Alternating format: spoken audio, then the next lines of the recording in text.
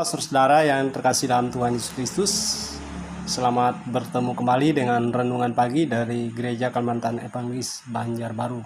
Sebelum kita membaca dan merenungkan firman Tuhan, mari kita bersatu dalam doa.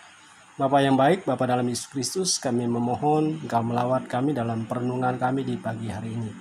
Dalam nama Tuhan Yesus Kristus, kami mohon bimbingan kuasa Roh Kudus. Amin. Sesuai dengan panduan Almanak Nas Gereja Kalimantan Evangelis, bagian firman Tuhan untuk kita pada pagi hari ini, hari Rabu, tanggal 3 Februari tahun 2021. Bagian firman Tuhan dari Injil Markus pasal 5, Injil Markus pasal 5 ayat 1 sampai 20. Injil Markus pasal 5 ayat 1 sampai 20.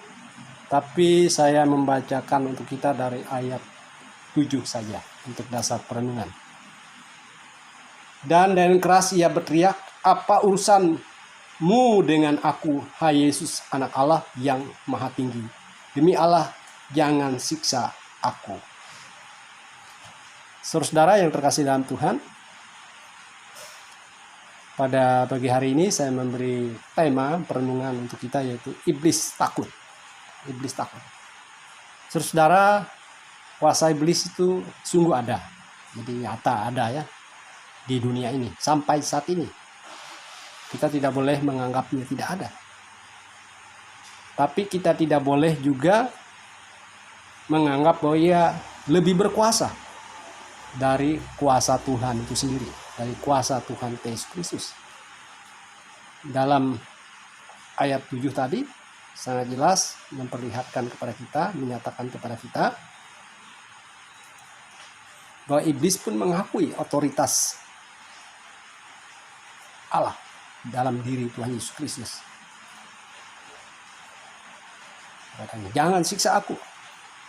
Itu artinya Kristus, Tuhan Yesus Kristus lebih berkuasa dari kuasa iblis dan setan, dari kuasa hantu, dari kuasa jin, dari kuasa apapun, kuasa-kuasa kegelapan yang ada di dunia ini.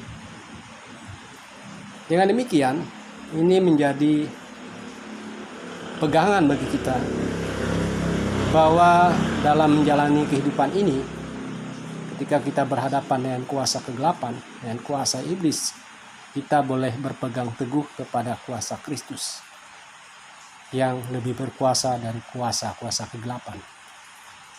Sehingga bagi kita, sebagai orang percaya, kita harus mengandalkan Tuhan saja.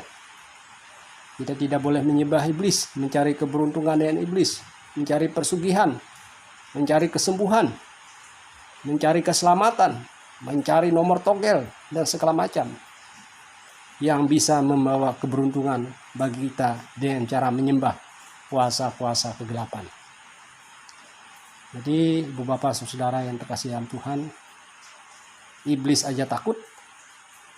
Maka kita sebagai orang percaya, sebagai orang beriman, tidak boleh menyembah iblis, tidak boleh takut kepada iblis.